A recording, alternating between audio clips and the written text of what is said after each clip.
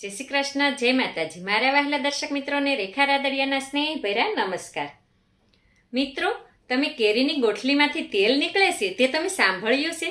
મને પણ નવાઈ લાગી હતી, પણ જ્યારે ઉપાય શીખ્યો અને અજમાવ્યો તો થયું કે આ ગોઠલી તો એક ઔષધ છે, દવાખાનું છે, અરે આરોગ્ય છે. એટલે થયું કે આ વાત હું તમારી સાથે શેર કરું. મિત્રો, આજે હું એક એવી વસ્તુ વિશે વાત કરવા આવી છું જેને આપણે રોજ કેરી ખાઈ અને ફેંકી દઈએ છીએ. તે છે કેરીની ગોઠલી. હા, એ જ ગોઠલીમાંથી બને છે એક એવું ઔષધ જે તમારું જીવન બદલી શકે છે.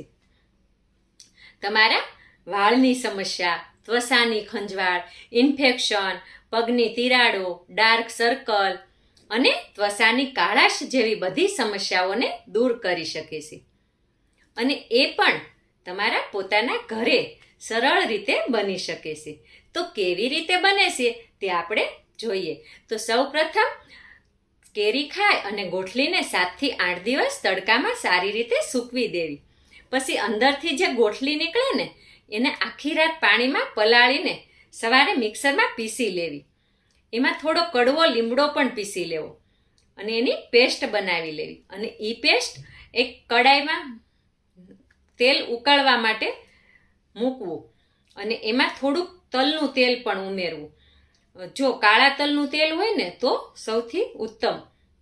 પછી તેને ધીમી આંચ પર પકાવવું અને સતત હલાવતા રહો જેથી તળિયે બેસી ના જાય.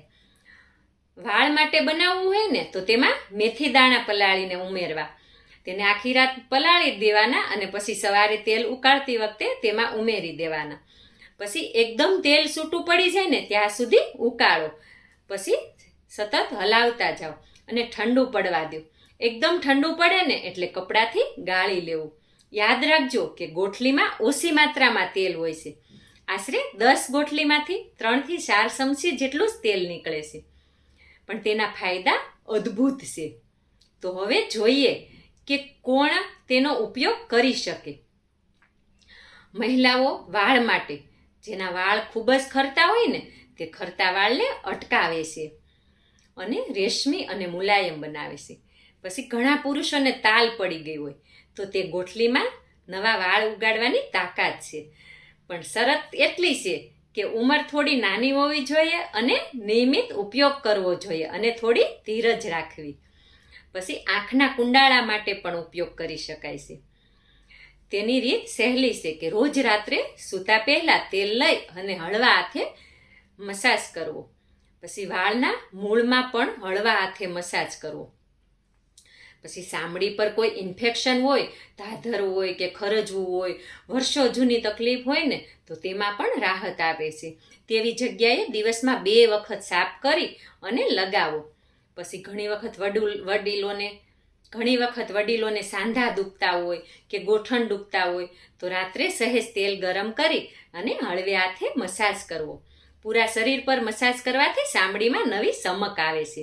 ઘણા બહેનોને પગમાં વાઢિયા પડી જાય છે અને લોહી પણ નીકળે છે.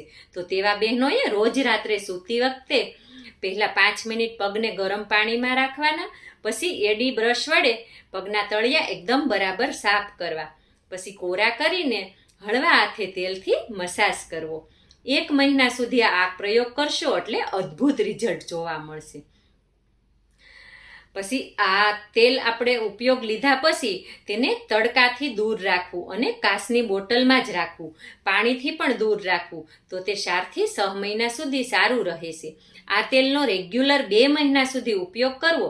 આ તેલ રોજ વાપરશો ને તો પણ કોઈ જાતનું નુકસાન નથી. મહિના સુધી રોજ લગાવશો તો તમારા વાળ, ત્વચા બદલાઈ જશે.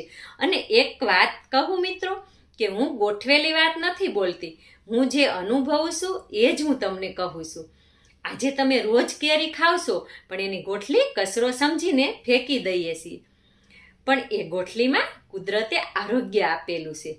ક્ષણિક આનંદ માટે લોકો મોંઘા સુગંધીવાળા ક્રીમો વાપરે છે, પણ કુદરતના આપેલા ઉપાયો કચરો સમજી ફેંકી દેવામાં આવે છે. મને લાગતું હતું કે આ વાત લોકો સુધી પહોંચવી જોઈએ, એટલે આજે હું સાચા દિલથી તમારી સામે બોલી રહી છું. રેખા રાદડિયા તરીકે કહું છું કે જે ગોઠલી તમે આજે જમીનમાં નાખશો ને એ જ કાલે વૃક્ષ બનશે, અને જે ગોઠલીનું તેલ તમે આજે ઘરમાં બનાવશો ને એ તમારું સ્વાસ્થ્ય, સૌંદર્ય અને આત્મવિશ્વાસનું વૃક્ષ ઉગાડશે.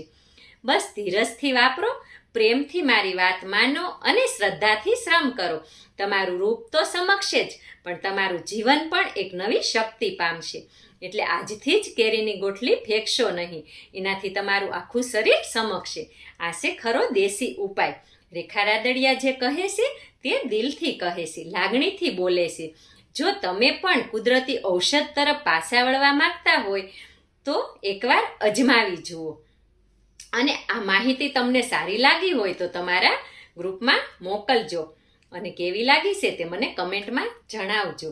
તમે મારી વાત દિલથી સાંભળી તે બદલ તમારો ખૂબ ખૂબ ધન્યવાદ. ભગવાન બધાને નિરોગી રાખે તેવી પ્રાર્થના સાથે જય માતાજી.